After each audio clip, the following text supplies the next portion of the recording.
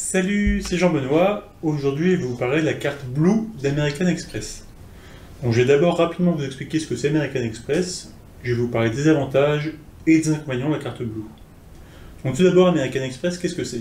Contrairement à ce qu'on peut penser parfois, ce n'est pas une banque, c'est uniquement un moyen de paiement qui édite des cartes de paiement.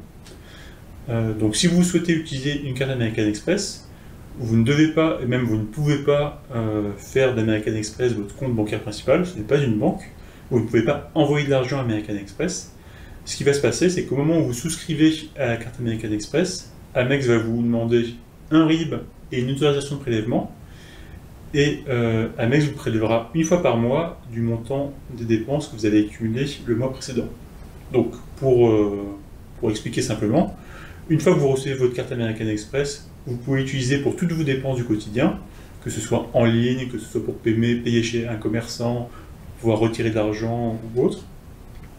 Pendant ce temps-là, Amex vous avance l'argent que vous utilisez. Cet argent ne va pas être retiré de votre compte.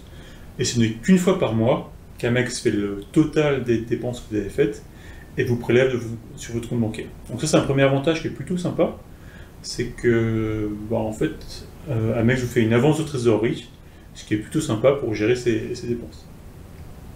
Et donc la carte Blue d'American Express, c'est une des différentes cartes que propose Amex, et c'est la plus basique, qui coûte le moins cher également, et qui a le moins d'avantages, mais vous allez voir que quand même ces avantages peuvent être intéressants.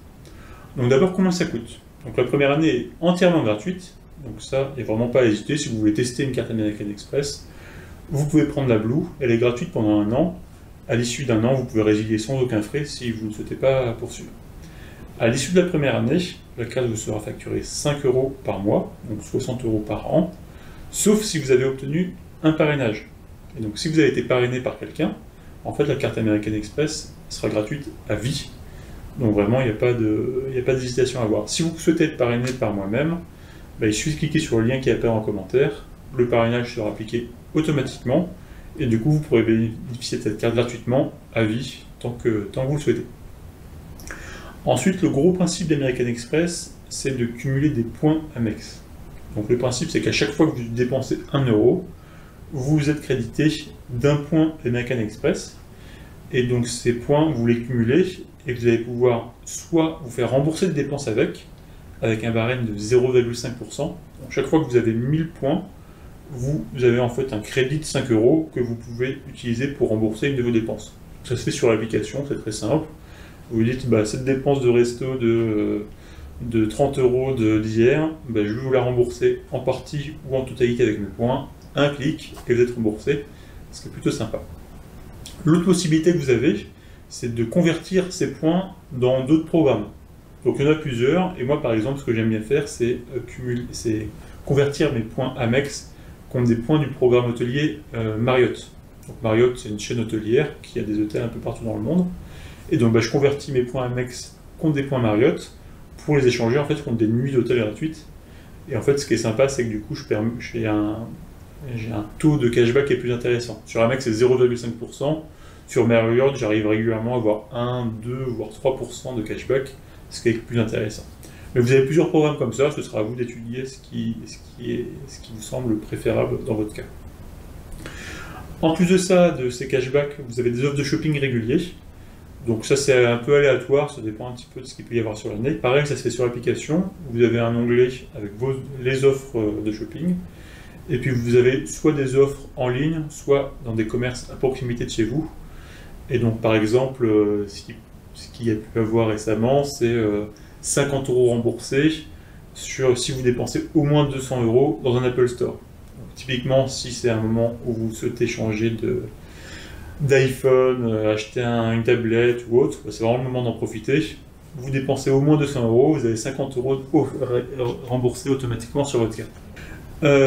En plus des avantages, vous avez des gammes d'assurance qui sont offertes. Donc il y a pas mal d'assurances, notamment lorsque vous voyagez. Une qui est assez originale, qui est plutôt sympa, c'est que si vous achetez des objets via votre carte Amex, vous avez une assurance pendant 90 jours contre la casse. Donc si vous avez acheté un nouveau téléphone chez Apple, on en parlait tout à l'heure, et que vous le cassez dans les 90 jours, Amex va prendre en charge le remboursement de cet objet à hauteur de 500 € maximum. Donc pour un iPhone, ça va peut-être un peu juste, mais vous avez compris le principe.